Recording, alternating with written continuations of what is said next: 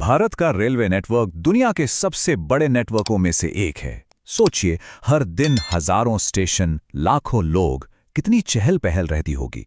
लेकिन क्या हो अगर इन्हीं में से एक स्टेशन दशकों तक वीरान पड़ा रहे, किसी इंसान की वजह से नहीं, बल्कि एक खौफनाक डर की वजह से।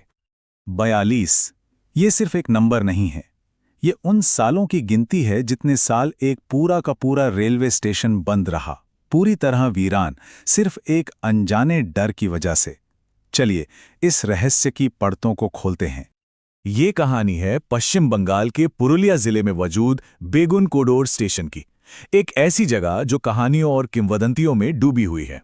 कहते हैं आज भी सूरज ढलने के बाद वहां के लोकल लोग उस तरफ जाने से कतराते हैं।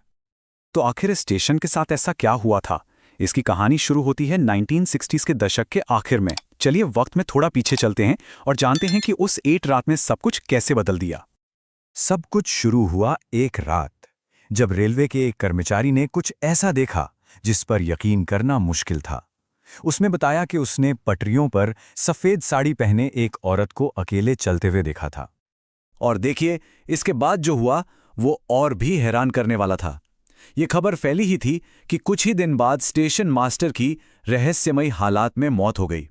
बस इसी के बाद डर इतना बढ़ गया कि 1967 में इस स्टेशन को आधिकारिक तौर पर बंद कर दिया गया, पूरे 42 साल के लिए।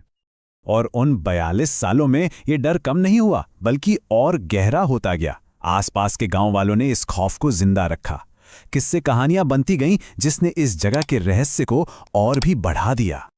लेकिन फिर दशकों बाद कहानी ने एक नया मोड़ लिया। अब बात सिर्फ लोगों के विश्वास या कहानियों की नहीं थी।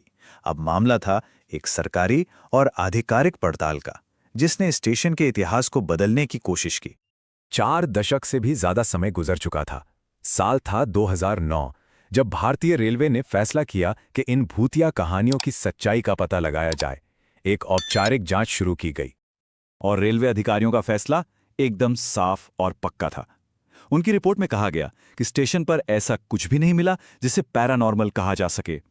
ये बात वहां के लोगों के विश्वास से बिल्कुल अलग थी। इस डर को खत्म करने के लिए सरकार ने एक बहुत ही सिस्टमैटिक तरीका अपनाया।